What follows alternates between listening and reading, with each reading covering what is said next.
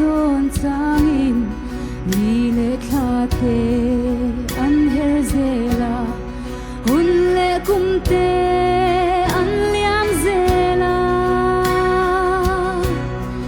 katsun le zua ayang tarin don changin thin lai ka phang chi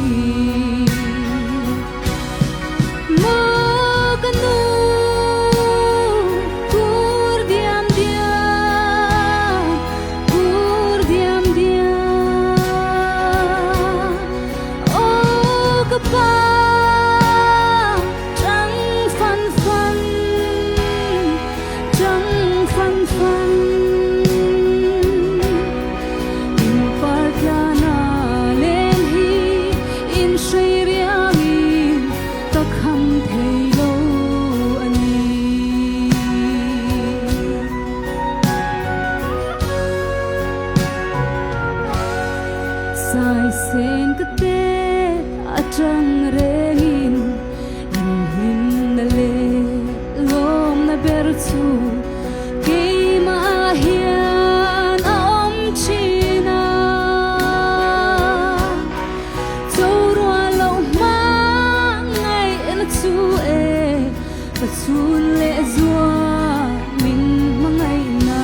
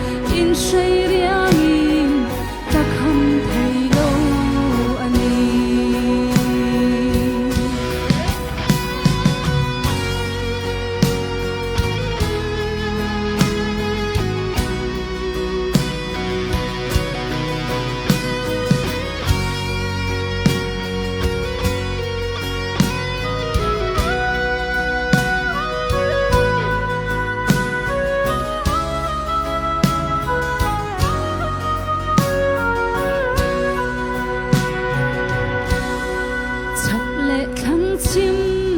le mara po leng ma ila